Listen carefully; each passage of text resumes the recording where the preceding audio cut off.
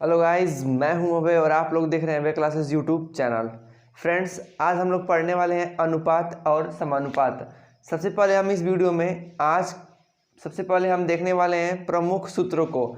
इस सूत्रों की मदद से हम आने वाले प्रश्न को सॉल्व करेंगे। तो आइए फटाफट पहले हम देखते हैं इस लेसन से संबंधित कुछ ऐसे इंपॉर्टेंट सूत्र।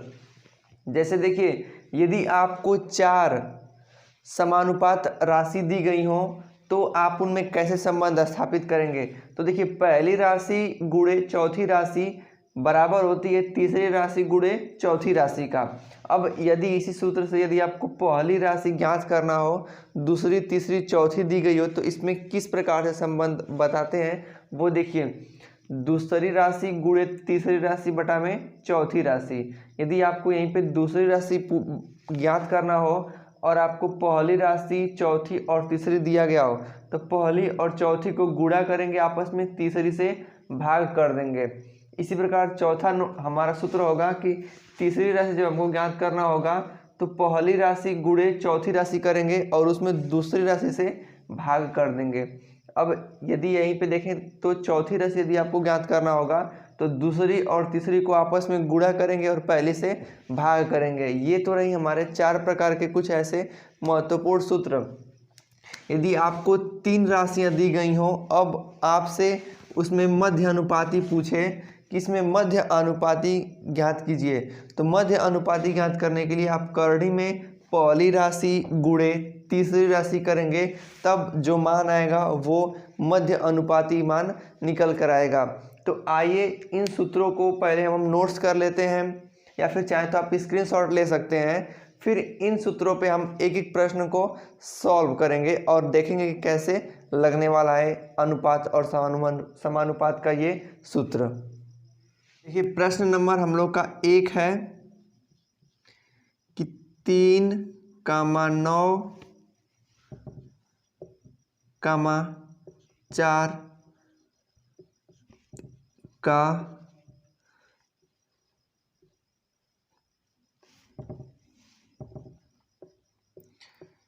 चतुर्थ अनुपात ज्ञात कीजिए। यानी देखिए, हमको दिया गया है 3, 9 और 4। आपको चतुर्थ अनुपात ज्ञात करना है, यानी यहाँ पे तो 3 संबंधे 9 समानुपाते 4 संबंधे क्वेश्चन मार्क, यानी कि चौथी राशि। हमको इसमें चतुर्थ अनुपात ज्ञात करना है। तो देखिए कैसे सॉल्व करेंगे इसको। चतुर्थ अनुपात के स्थान पे यक्ष मान सकते हैं, तो बाहर का बाहर में गुणा और अंदर का अंदर में गुणा करते हैं। तो इस क्वेश्चन मार्क को हम मान लेते हैं यक्ष, तो 3 गुणे यक्ष बराबर होता है मध्य पद आपस में गुणा, यानी 9 गुणे 4 के। अब यक्ष का मान ज्ञात कर लीजिए, यानी कि 9 गुणे 4 बटा में 3, 3 एकम 3, 3 लिखे 9, 3 का गुणा 4 में करेंगे तो 3। अब इसमें यदि यक्ष का मान ज्ञात करना हो तो यक्ष बराबर 9 गुणे 4 बटा में 3, 3 एकम 3, 3 लिखे 9, 3 का गुणा 4 में करेंगे तो 3 चौक को 12। तो इस प्रकार से यक्ष का मान आ जाएगा 12।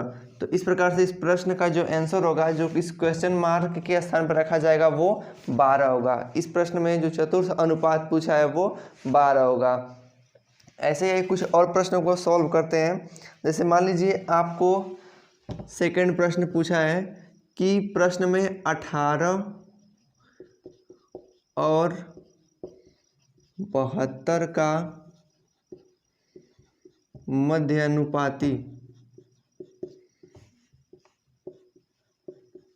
ज्ञात कीजिए।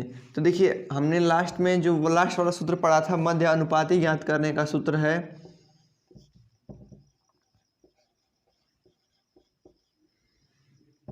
मध्य अनुपाती का फार्मूला होता है करड़ी में पहली संख्या गुणे तीसरी संख्या, तो यानी कि 18 गुणे 72। अब देखिए, इसका आप वर्गमूल ले सकते हैं, तो इसको कैसे तोड़ेंगे, 9 दूना के 18, 9 गुणे 2। अब इसको 72 है तो 72 का ऐसा खंड कीजिए कि इसका एक खंड जो वर्ग पूर्ण निकले। तो 9 8 72, 8 ले सकते हैं, तो गुणे 9 गुणे 8। अब इसमें देखिए कैसे इससे आगे बढ़ेंगे तो ये देखिए 9 9 2 9 है तो 1 9 बाहर आ जाएगा। गुणा कीजिए 8 और 2, 8 दूना के 16, तो 16 का वर्गमूल होता है 4, 9 चौको 36। तो इस प्रकार से इसका मध्य अनुपाती निकल जाएगा 36। यदि आपको मान लीजिए आपको एग्जाम के समय आपको ये फॉर्मूला नहीं याद आता है तो कैसे सॉल्व करेंगे, एक प्रकार से देख सकते हैं कि मध्य अनुपाती दिया है, यानी कि ये जो संख्या है वो बीच में पूछ रहा है।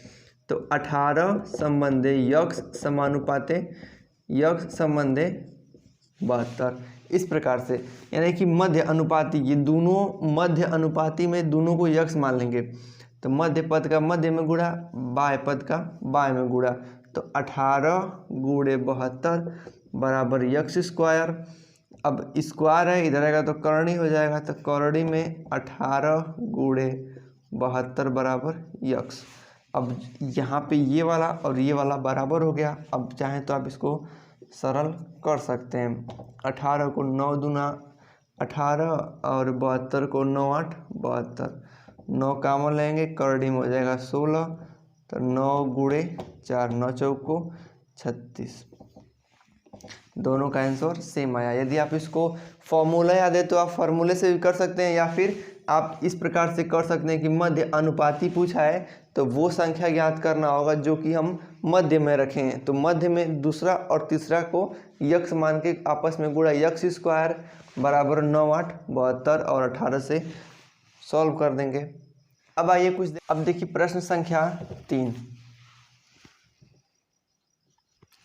प्रश्न है 3 संबंधे यक्ष समानुपाते 12 संबंधे 4। तो यक्ष का मान ज्ञात करें। यदि आपको ऐसा प्रश्न मिल जाए और इसमें आपसे पूछे यक्ष का मान ज्ञात कीजिए, कैसे निकालेंगे वो देखिए। आपको पता होगा कि बाय पद का बाय में गुणा करते हैं और मध्य पद का मध्य पद में गुणा करने के बाद वो संख्या आपस में बराबर होती है।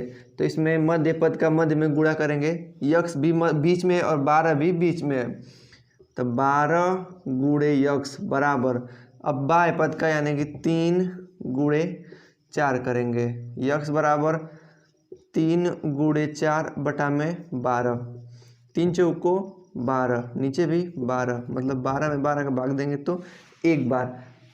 तो इस प्रकार से जैसे मान लीजिए 4 कोई राशि है, यदि एक लुप्त राशि हो तो आप उसको इस प्रकार से ज्ञात करेंगे। बाय पद का बाय पद में गुणा करके मध्य पद में मध्य पद का गुणा करके आपस में बराबर दिखा देंगे। तो आई होप आप लोग ऐसे क्वेश्चन सीख गए होंगे। तो आइए अब नेक्स्ट टाइप के क्वेश्चंस को देखते हैं।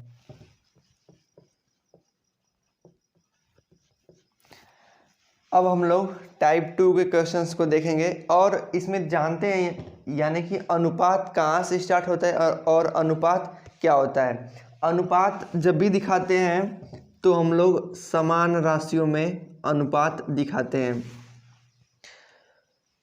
क्योंकि जब कोई राशि समान रहेगी तभी हम उसको अनुपात निकाल सकते हैं। जैसे मान लीजिए आपसे प्रश्न पूछेगा 10 रुपया और 50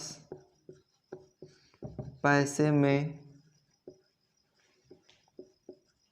अनुपात बताओ।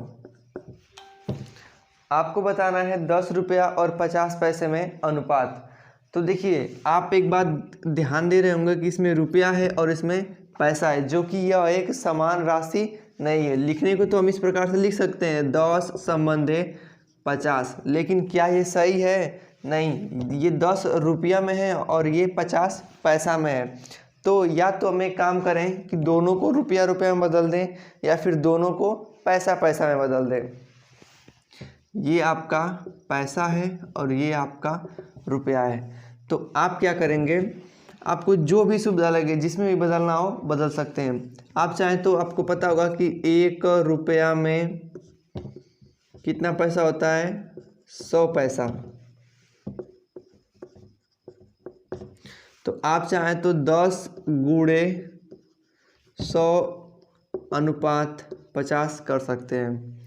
फिर ये हो जाएगा 1000 बराबर 50, 0 से 0 कट जाएगा।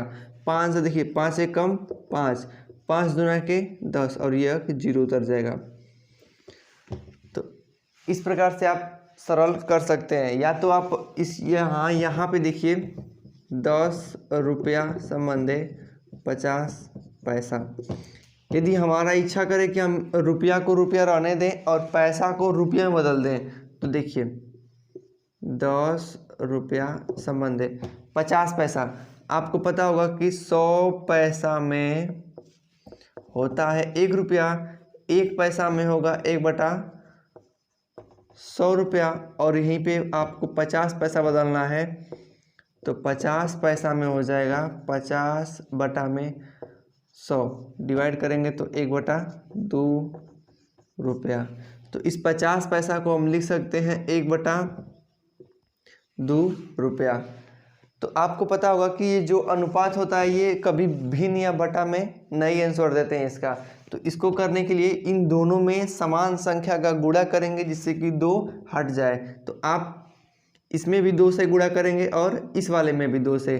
तो 10 में 2 का गुणा करेंगे, 10 दूना के 20 संबंधे। इसमें भी 2 का गुणा करेंगे तो 2 एकम 2, 2 से 2 कट जाएगा, बचेगा 1। तो इस प्रकार से 20 का आंसर आ जाएगा। यानी कि इस प्रश्न में आपको करना ये होगा कि रुपया पैसा है, दोनों राशि है, इसमें समान राशि में एक दूसरे को करेंगे तभी हम इसको सरल करेंगे तो हमारा आंसर आएगा। आई होप आप इस टाइप के क्वेश्चंस को समझ गए होंगे। अब आइए देखते हैं कुछ अगले प्रश्नों को। अब देखते हैं टाइप 3 के क्वेश्चंस कि किस प्रकार से अनुपात और समानुपात में ये बनते हैं। जैसा कि प्रश्न हम लिखे हैं कि दो संख्याओं का अनुपात 6 संबंधे 9 है। मान लीजिए कोई दो संख्या है, उनमें आपस में अनुपात जो है 6 संबंधे 9 है और इन संख्याओं का योगफल 450 यानी कि 450 है। आपको बताना है कि सबसे छोटी संख्या कौन सी है। जब आपको ऐसे क्वेश्चंस मिल जाए कि कोई संख्या का अनुपात a संबंधी b हो और उन संख्याओं का योगफल इतना हो और वो संख्या ज्ञात करना हो या फिर छोटी संख्या ज्ञात करना हो या फिर बड़ी संख्या ज्ञात करना हो, कैसे निकालेंगे। देखिए आपको क्या दिया गया है, उन संख्याओं का योगफल और अनुपात भी। तो आप एक बार ध्यान देंगे कि अनुपात में जब भी निकालते हैं तो असली बटा नकली करते हैं, यानी कि असली योग कितना है 450, तो नकली योग भी निकलना चाहिए। तो नकली योग यहाँ पे है 6 और 9 है, जोड़ देंगे 9 6 15 गुणे। अब आपसे प्रश्न में क्या पूछा गया है, छोटी संख्या इन अनुपात में सबसे छोटा कौन है, 6 है, 6 लिख देंगे। अब इसको सरल करेंगे तो 15 एकम 15, 15 तिहाई 45, ये 0 हो जाएगा और गुणा कर देंगे 30 गुणे 6 यानी 6 3 18 180। ये आपकी सबसे छोटी हो गई। और आपसे पूछेगा इसी प्रश्न में सबसे बड़ी, तो आप क्या करेंगे, योगफल असली बटा नकली योगफल यानी 9 और 6 जोड़ देंगे तो 15 गुणे बड़ी पूछा है, बड़ी कौन संख्या है 9, 9 रख देंगे, गुणा कीजिए 15 कम 15, 15 तिहाई 45, ये 0 हो जाएगा। 30 गुणे 9 करेंगे तो 9 3 27। अब चाहे तो इसको जोड़ सकते हैं, जोड़िए 0 0 0 हो जाएगा। 8 7 15 को 5 हासिल 1, 3 2 और 1 3, 3 और 1 हासिल 4, यानी कि इसका योग इन संख्याओं का योग 450। सबसे छोटी संख्या 180, सबसे बड़ी संख्या 270। आप चाहें तो इस प्रश्न को नोट कर सकते हैं। जैसे मान लीजिए अभी तक हम लोगों ने 2 अनुपात को देखा। यदि आपको इस प्रश्न में 3 अनुपात दे दे कोई प्रश्न बना के कि यदि 3 संख्याओं का अनुपात 2 संबंधे 3 संबंधे 5 हो और उन संख्याओं का योगफल 140 है, तो आपको उन संख्याओं को बताना है कि वो कौन कौन सी संख्याएं हैं। तो सबसे पहले देखिए, आपको ऐसे प्रश्न जब भी दिए हों तो आपको योगफल दिया रहेगा। तो योगफल क्या है 140, बटे आप क्या करेंगे कि अनुपात का भी योगफल लिख के इसके नीचे लिखेंगे। तो देखिए 5 3 8, 8 और 2 10। अब आपको सबसे पहले छोटी संख्या निकालनी है, तो पहले छोटी संख्या गुणा करेंगे तो 0 से 0 कट जाएगा, 14 दूना 28, तो एक संख्या 28 हो जाएगी।